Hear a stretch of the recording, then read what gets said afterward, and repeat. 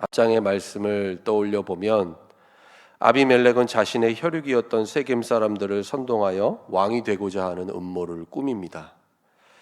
그리고 여룻바알의 아들들 곧 자기 형제 70명을 잔인하게 죽인 후에 왕위에 오르게 됩니다. 이 와중에 다른 형제들은 다 죽고 여룻바알의 막내 아들인 요담 한 사람만 가까스로 살아남게 됩니다. 그런데 요담은 지금까지 아비멜렉과 세겜 사람들을 통해 일어난 모든 일, 이 사건의 전모를 다 알고서 어떻게 하고 있습니까? 오늘 본문 7절 말씀 보시기 바랍니다. 사람들이 요담에게 이 일을 알림해 요담이 그리심산 꼭대기로 가서 서서 그의 목소리를 높여 그들에게 외쳐 이르되 세겜 사람들아 내 말을 들으라. 그리하여야 하나님이 너희의 말을 들으시리라 말씀합니다. 그는 그리심산 꼭대기에 올라가서 목소리를 높여서 외칩니다. 누구에게 외친 것입니까? 아비멜렉에게 동조하고 또 그를 왕으로 세운 세겜 사람들을 향해서 이처럼 항변한 것입니다. 다른 모든 사람들이 불의 앞에서 두려워 떨며 아무도 저항하거나 꾸짖지 못할 때 요담은 용기와 담대함을 가지고 이와 같은 행동을 한 것입니다. 그는 분명 보복을 당할 위험을 감수하고서도 오늘 아비멜렉과 세겜 사람들의 악행을 다음과 같이 고발하고 있는 것입니다.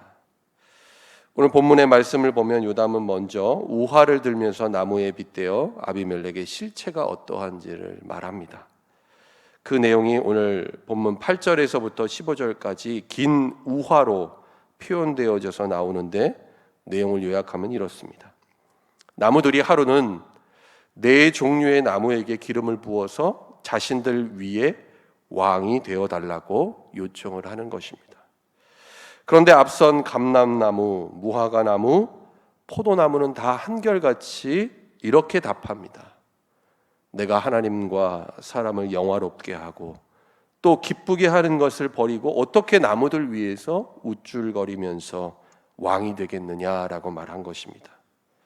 이와 같은 요청을 거절한 것입니다. 분명히 이 나무들은 그럴 만한 자격이 있음에도 불구하고 자신의 본분에 충실하겠노라 라고 말하면서 사양한 것입니다. 그런데 마지막 네 번째 나무인 가시나무는 달랐습니다. 모든 나무가 가시나무에게 우리 위에 왕이 되어라고 요청을 하자 이렇게 말합니다. 오늘 본문 15절 말씀 같이 함께 읽도록 하겠습니다. 가시나무가 나무들에게 이르되 만일 너희가 참으로 내게 기름을 부어 너희 위에 왕으로 삼겠거든 와서 내 그늘에 피하라. 그리하지 아니하면 불이 가시나무에서 나와서 레바논의 백향목을 살을 것이니라 하였느니라. 마치 자신을 왕으로 세울 것을 기다린 것처럼 이 제안을 받아들입니다. 왕이 될 만한 자격도 도리어 고통과 해를 끼칠 것이 분명함에도 이 가시나무는 다른 나무들을 향해 내 그늘에 피하라 라고 호언장담하고 있는 것입니다. 여러분 가시나무를 한번 떠올려 생각해 보시기 바랍니다. 상식적으로 가시나무에 피하면 여러분 피한 곳이 과연 그늘이 될 수 있을까요? 그럴 수 없습니다. 유익과 도움이 되기는커녕 도리어 가시나무에 있는 그 가시에 찔릴 뿐이죠. 가시나무는 결코 앞선 나무들처럼 하나님과 사람을 영화롭게 하거나 기쁘게 하지 못한다라는 것입니다. 그런데 여기서 그치지 않습니다. 가시나무는 이어서 뭐라고 말합니까? 만일 그렇게 하지 않으면 나를 왕으로 세우지 않으면 어떻게 된다라고 말합니까? 불이 가시나무에서 나와서 레바논의 백향목을 살을 것이다. 위협하고 지금 엄포를 놓고 있는 것입니다. 자격 없고 해악을 끼치는 가시나무, 불을 뿜어서 가장 최고로 귀한 백향목마저도 다 태워버리는 그런 가시나무.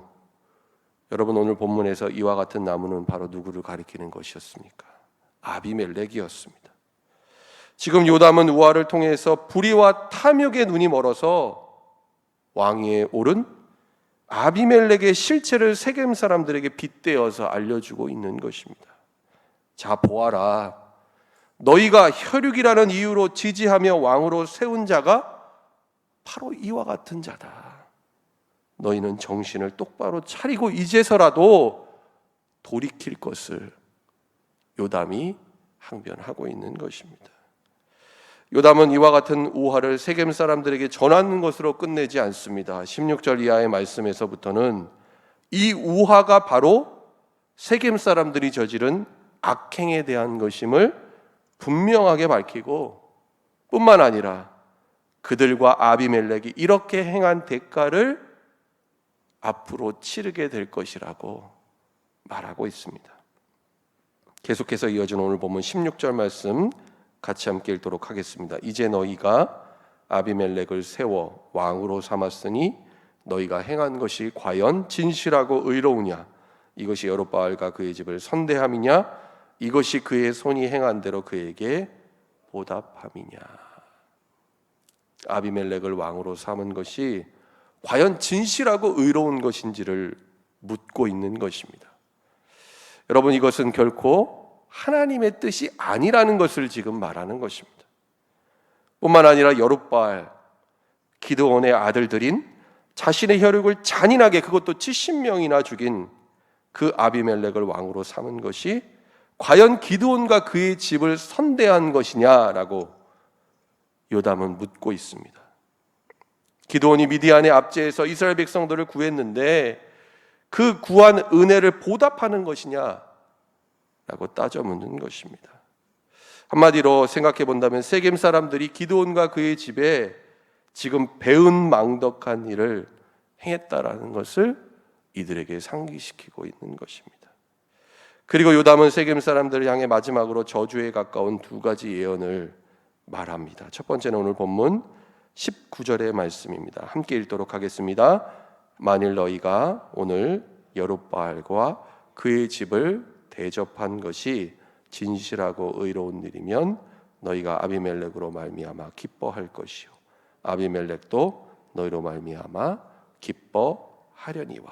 만약에 너희가 정말 이렇게 행한 것이 하나님 앞에서 진실하고 의로운 일이면 너희 세겜 사람들은 물론이고 너희가 왕으로 세운 아비멜렉도 서로 만족하고 아무 문제 없이 기뻐하게 될 것이다 라고 말합니다. 여러분, 그런데 이러한 일은 결코 일어나지 않습니다. 왜 그럴까요? 오늘 아비멜렉과 세겜 사람들이 행한 일이 하나님 앞에서 불의하고 악했기 때문입니다. 그렇다면 앞으로 일어나게 될 분명한 일은 어떤 것입니까? 오늘 본문 마지막 20절 말씀에 나옵니다. 20절 말씀 같이 함께 읽도록 하겠습니다. 그렇지 아니하면 아비멜렉에게서 불이 나와서 세겜 사람들과 밀로의 집을 살을 것이요 세겜 사람들과 밀로의 집에서도 불이 나와 아비멜렉을 살을 것이니라 하고, 요담의 저주의 가운데는 분명 그 서두에 그렇지 아니하면이라는 전제가 나옵니다. 그런데 여러분, 이 전제는 부인할 수 없는 명백한 사실임을 강조하는 것입니다. 그래서 어떤 일이 벌어지게 된다는 것입니까? 오늘 본문에 말씀하고 있는 것처럼 아비멜렉에게서 불이 나와서 그를 왕으로 세운 세겜 사람들, 그리고 거기에 동조한 밀로의 집을 사르게 된다는 것입니다. 그것만이 아닙니다. 또한 반대로 세겜 사람들과 밀로의 집에서도 불이 나와서 그들이 왕으로 세운 아비멜렉을 사르게 된다는 것을 또한 말하고 있습니다. 여러분, 무슨 뜻일까요? 이들이 서로 만족하지 못하고 서로에게 악을 행함으로 결국에는 파멸에 이르게 될 것을 예언하고 있는 것입니다. 여러분, 그리고 요담의 이 저주는 이어지는 9절 후반부의 말씀에서 현실 그대로 펼쳐지게 되는 것을 우리는 보게 됩니다. 여러분, 우리는 무엇을 깨닫게 됩니까? 불의와 탐욕이 이긴 것 같고, 또한 아무런 문제 없이 이들이 승승장구할 것 같지만 결국에는 하나님께서 심판하시고 이들 모두를 파멸로 이끌게 하신다라는 것을 우리는 깨닫게 됩니다. 여러분, 오늘 이 요담의 우화 그리고 요담의 저주는 우리에게 다음과 같은 분명한 하나님의 뜻을 전하고 있습니다. 무엇입니까? 악한 일에 결코 눈을 감거나 거기에 동조하지 말라는 것입니다. 하나님의 사람들은 항상 선하고 의로운 편, 어느 편입니까? 하나님 편에 서야 한다라는 것입니다. 또한 우리 안에 있는 불의와 탐욕을 버리고 과연 무엇이 하나님의 뜻이고 어떤 것이 선과 악인지를 영적으로 잘 분별해야 한다라는 것을 우리에게 말씀하고 있습니다. 여러분, 우리가 진정 따라야 할 것은 세상 권력과 부귀 영화가 아니라 의와 진리가 되시는 오직 예수 그리스도 한 분밖에 없습니다. 그리고 우리는 오늘 본문을 통해서 한 가지 더 생각하고 기도해야 할 것이 있습니다. 그것이 무엇입니까? 우리가 바른 지도자를 세우도록 기도하는 것입니다. 여러분, 이제 우리나라를 이끌 대통령 선거가 얼마 남지 않았죠. 후보들이 정해지고 이들이 여러 가지 공약과 정책들을 내놓고 있습니다. 여러분, 누가 과연 나라를 공의롭게 잘 이끌고 국민들을 잘 섬기며 헌신할 지도자인지를 분별할 수 있는 지혜를 하나님께 우리가 간절히 구해야 한다는 것이죠.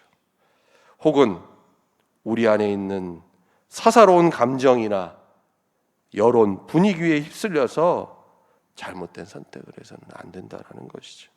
우리가 신중하고 꼼꼼하게 이들의 공약과 정책 그리고 살아온 길, 무엇보다 신앙과 인격, 됨됨이를 잘 살펴보고 그리스도인으로서 올바른 선택을 해야 한다는 것입니다. 그리고 무엇보다 그리스도인 된 우리가 이 나라의 바른 지도자가 선출되도록 나라와 민족을 위해 중보하며 기도해야 될 때라는 것입니다. 사랑하는 여러분, 오늘 하루도 이 새벽 우리에게 주신 말씀을 잘 기억하고 여러분의 마음 가운데 새기고 묵상하며 오늘 하루의 삶을 살아갈 때에 하나님 앞에서 진실하고 의로운 삶을 사는 여러분 될 수 있기를 바랍니다. 세상의 불의, 탐욕, 거짓과 죄악을 버리고 오직 예수 그리스도 한 분만을 따르며 오늘도 믿음으로 승리하는 저와 여러분 될 수 있기를 예수님의 이름으로 간절히 축원합니다. 기도하겠습니다. 하나님 아버지, 오늘 주신 사사기의 말씀을 통해 의와 진리의 길이 무엇인지를 깨닫게 하시니 감사를 드립니다. 하나님, 불의와 탐욕의 길은 결국 모든 것을 잃어버리는 파멸의 길임을 분명히 알게 하시고 오직 의와 진리 대신 예수 그리스도만을 온전히 따르게 하여 주옵소서. 하나님, 무엇보다 죄악의 어두운 세상을 살아갈 때에 선악을 분별할 수 있는 영적인 지혜를 하나님 우리에게 허락하여 주옵소서. 특별히 이 나라 이 민족을 위해 기도합니다. 진정 이 나라 이 백성을 바르게 이끌어갈 지도자가 이번 대통령 선거를 통해 세워지게 하여 주옵소서. 그리스도인 된 우리가 먼저 기도하게 하시고 하나님의 뜻을 구하며 믿음 안에서 잘 선택하게 하여 주옵소서. 하나님, 오늘 하루의 삶도 주님께 온전히 의탁하며 시작합니다. 하나님만을 믿고 의지하며 따르오니 하나님 우리의 삶을 인도하여 주옵소서. 예수님의 이름으로 기도드립니다. 아멘.